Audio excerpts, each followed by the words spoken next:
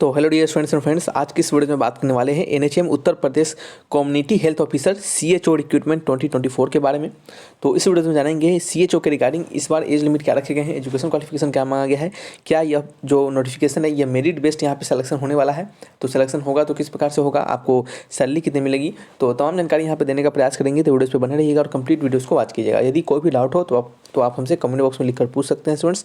और सभी दोस्तों भाइयों से यह भी अपील रहेगा कि वीडियो अच्छा लगे, इन्फॉर्मेटिव लगे तो वीडियोस को लाइक एंड सब्सक्राइब जरूर करें और दोस्तों में भी जरूर शेयर करें। तो चलिए बढ़ते हैं ऑफिशियल नोटिफिकेशन की ओर और वहाँ जाकर तमाम डिटेल्स को देते हैं आपको। चलिए स्टूडेंट्स, आप सभी लोग देख रहे होंगे, ये आपका डिटेल एडवर्टीजमेंट है यानी डिटेल नोटिस है जो कि आपके national health mission Uttar Pradesh के द्वारा निकाला गया है। यहाँ पे जो फॉर्म भरने का जो डेट रखा गया है वो 29/1/2024 से लेकर 7/2/2024 तक इस फॉर्म को भरा जाएगा।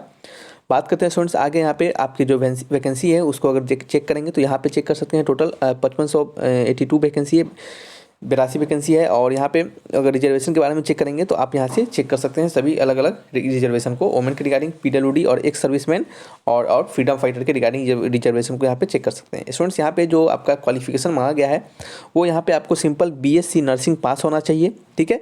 और साथ ही साथ आपको post basic BSc nursing course with integrated, या फिर देखिए सिंपल बात है कि आपको बीएससी नर्सिंग किया है विथ इंटीग्रेटेड सर्कुलम और certificate of community health for nurses के रिगार्डिंग, तो इसके लिए एलिजिबल होते हैं। या फिर आपने पोस्ट बेसिक बीएससी नर्सिंग किया है course with integrated curriculum of certificate in community health for nurse from Indian nursing council और स्टेट नर्सिंग काउंसिल, ठीक है, रिकॉग्नाइज बाय इंस्टीट्यूट और university of academic year 2020 onward shall be eligible to apply, ठीक है। यानी कहने मतलब 2020 के बाद भी जो किए रहेंगे एकेडमिक ईयर वो भी अप्लाई कर सकते हैं यहाँ पे। तो सिंपल यहाँ पे बीएससी नर्सिंग का डिग्री आपसे मांगा गया है। और यहाँ पे स्टूडेंट्स आपके पास यदि आपने यूपी कह सकते हैं कि उत्तर प्रदेश के नर्स में और या फिर उनके मिड वेयर काउंसिल में अगर आपने रजिस्ट्रेशन करके रखा है तो आप यहाँ पे इसके लिए एलिजिबल माने जाते हैं। यहाँ पे पढ़ेंगे, लेकिन इसके साथ एक और भी आपके कुछ अलग से भी क्राइटेरिया जोड़ा गया है, जैसे कि अगर कोई कैंडिडेट जो है रजिस्टर किए हुए हैं अदर स्टेट नर्सिंग काउंसिल में भी तो भी उसके लिए यहाँ पे एलिजिबल माने जाते हैं। तो ऐसा नहीं है स्टूडेंट्स, बहुत सारे स्टूडेंट्स को डाउट था कि ये आपका क्या इसमें सिर्फ जो उत्तर प्रदेश नर्सिंग काउंसिल से रजिस्टर्ड है उन्हीं को होगा क्या, तो ऐसा नहीं है। आप अदर स्टेट से भी किसी भी अदर स्टेट्स के नर्सिंग काउंसिल से आप अगर रजिस्टर किए हुए हैं तो भी आप यहाँ पे एलिजिबल माने जाते हैं स्टूडेंट्स, ठीक है। चलिए, तो एजुकेशन क्वालिफिकेशन आपको समझ में आ चुका होगा यहाँ पे। अब हम बात करने वाले हैं यहाँ पे नेक्स्ट कुछ बचे हुए जानकारी को, जैसे कि आपका यहाँ पे एज लिमिट क्या मांगा गया है स्टूडेंट्स। एज लिमिट के बारे में बात करेंगे तो एज लिमिट आप 21 से 40 ईयर का होना चाहिए और जो एज रिलैक्सेशन मिलते हैं वो यहाँ पे भी आपको दिए जाएंगे। स्टूडेंट्स इस फॉर्म को भरने का आपको कोई भी फीस नहीं देना पड़ेगा, आपको एक भी रुपये का फीस यहाँ पे आपको नहीं देना है, ठीक है। चलिए आगे बढ़ते हैं यहाँ पे और बचे हुए जानकारी के बारे में बात को समझते हैं। स्टूडेंट्स यहाँ पे सिलेक्शन प्रोसेस को समझ ले तो आपका जो सिलेक्शन प्रोसेस होगा वो मेरिट के आधार पर सिलेक्शन किया जाएगा। किस आधार पर होगा? मेरिट के आधार पर सिलेक्शन होगा।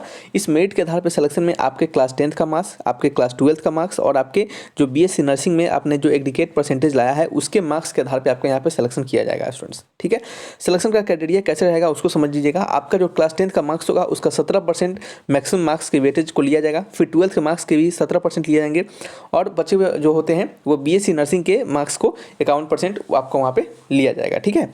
बात करते हैं यहाँ पे अगर और भी रूल्स के अनुसार, तो इसके आधार पे यानी इस तीनों के मार्क्स के आधार पे आपका एक क्या किया जाएगा, मेरिट तैयार किया जाएगा और उस मेरिट के तैयार पे उस मेरिट लिस्ट के आधार पे आपका सिलेक्शन होगा। यदि आपका मेरिट में नाम आ जाता है तो समझ लीजिए आपका सिलेक्शन वहाँ पे पक्का है। क्यों?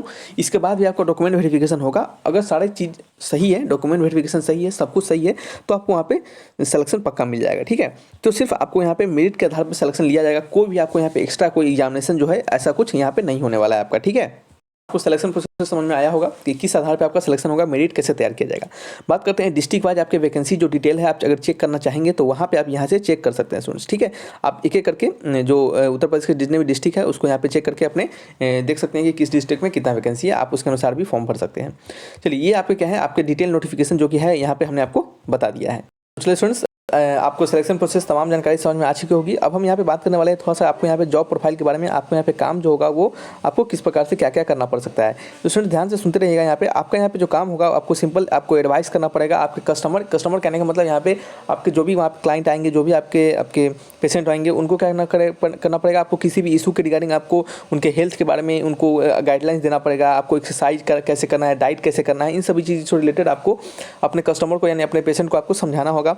या फिर आपको यहाँ पे मेंटेनेंस ऑफ आपके जो रिकॉर्ड होंगे, आपके जो भी पेशेंट होंगे उनके रिकॉर्ड को आपको रखना होगा या फिर उनके रिकॉर्ड को बनाना पड़ेगा। आप भी इस काम के लिए रिस्पॉन्सिबल होंगे। कैसे? जैसे कि आपको किसी प्रकार की गाइडलाइन या फिर आपके जो भी सुपरवाइजर होंगे आपको वो किसी प्रकार का गाइडलाइन देंगे या फिर कोई टास्क करने के लिए कहेंगे, तो आपको उन टास्क में भी उनका हेल्प करने में, उनको मदद करना पड़ेगा आपको उनके काम को करवाने में। और आपको भी कुछ टास्क जो असाइन करेंगे, दिए जाएंगे आपको टास्क, उस काम को आपको करना पड़ेगा।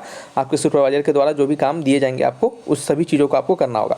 तो ये लगभग इस प्रकार के आपको वहाँ पे काम होंगे। आप समझ में आ रहा होगा आपको कि लगभग क्या काम करना है यहाँ पे। कोई ऐसा हार्ड सच कोई फील्ड वर्क नहीं है या फिर कोई बहुत भारी काम नहीं है आपको, ठीक है। बात करते हैं यहाँ पे सैलरी जो मिलने वाले हैं वहाँ पे, वो आपको क्या मिलेंगे, तो वो आपको लगभग 20,000 पर मंथ का सैलरी मिलेगा, प्लस में आपको 15,000 पर मंथ का परफॉर्मेंस बेस्ड आपका इंसेंटिव मिलेगा, ठीक है। लगभग 35,500 का, अब 35,500 का आपको पर मंथ का सैलरी मिलेगा, प्लस इसमें आपको कुछ अलाउंसेस भी दिए जाएंगे, आपको कुछ बेनिफिट्स जो होते हैं वो सभी भी आपको यहाँ पे मिलते रहेंगे, ठीक है। तो ये आपके इस पर्टिकुलर डिटेल्स की रिगार्डिंग, नोटिफिकेशन की रिगार्डिंग आपको तमाम डिटेल मिल गई होगी। अगर आपको कोई डाउट हो तो आप हमसे कमेंट बॉक्स में लिखकर जरूर पूछिएगा। तो रखते हैं इस वीडियो को यहीं पे, मिलेंगे नेक्स्ट वीडियो में। Thanks for watching.